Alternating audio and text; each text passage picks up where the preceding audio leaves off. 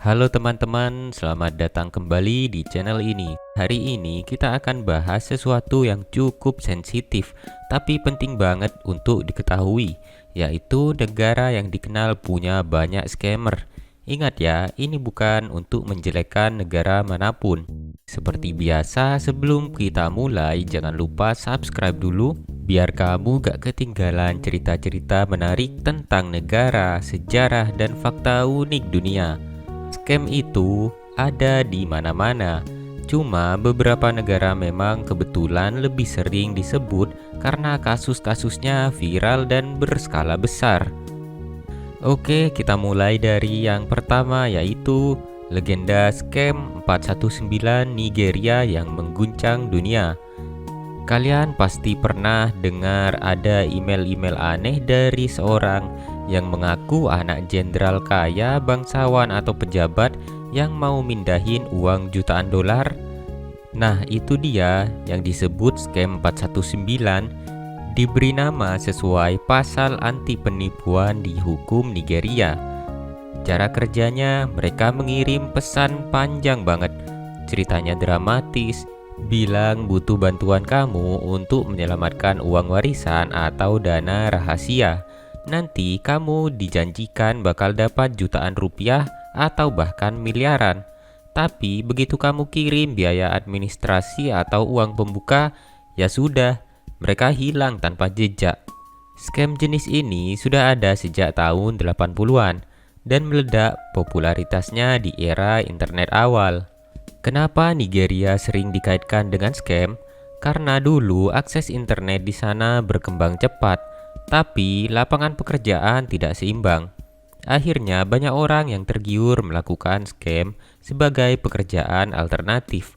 Bahkan beberapa jaringan scam di sana sangat rapi, punya struktur dan menyasar orang luar negeri. Tapi jangan salah, sekarang pemerintah Nigeria sudah sering melakukan operasi besar-besaran buat menangkap para pelaku. Jadi tidak semua anggapan lama tentang Nigeria masih relevan. Selanjutnya kita ke India.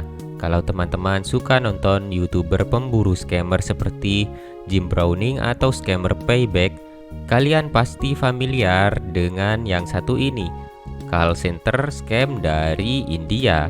India punya industri call center terbesar di dunia. Banyak perusahaan internasional outsourcing customer service ke sana. Nah, di tengah industri yang besar dan legal ini, ada juga oknum yang memanfaatkan keahlian mereka untuk menipu. Cara mereka beroperasi profesional banget. Ada yang mengaku sebagai teknisi Microsoft, agen refund, atau bahkan security bank. Biasanya mereka menelpon korban menggunakan nomor palsu, mengatakan bahwa komputer korban kena virus atau ada tagihan pajak yang belum dibayar. Korban yang panik langsung percaya dan memberikan akses ke komputer mereka. Begitu dapat akses, mereka gasak uang tabungan korban bisa hilang dalam hitungan menit. Ada beberapa call center scam di India yang jumlah karyawannya ratusan. Mereka punya supervisor, training, bahkan target bulanan. Betul-betul seperti perusahaan, tapi bedanya ya untuk menipu. Namun, lagi-lagi India punya polisi cyber yang sangat aktif. Hampir setiap tahun ada penggerbekan besar-besaran.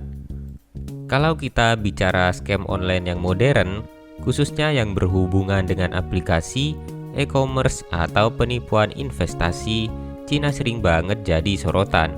Di Cina ada scammer yang melakukan penipuan belanja online, situs e-commerce palsu, barang imitasi, penipuan cryptocurrency, sampai scam bisnis lintas negara. Ada juga yang namanya pig butchering scam, yang modelnya pelaku mendekati korban di media sosial atau dating app, bangun hubungan yang kelihatan romantis dan serius. Setelah beberapa bulan, mereka akan mengarahkan korban ke platform investasi palsu. Dan begitu korban setor uang, ya uangnya lenyap begitu saja.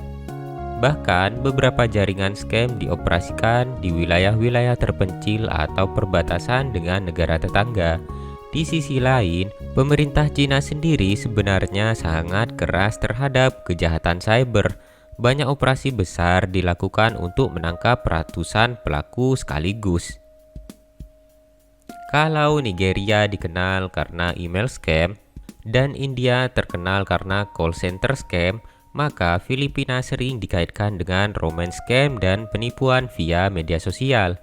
Biasanya polanya ada akun yang tampak seperti wanita muda, cantik dan ramah.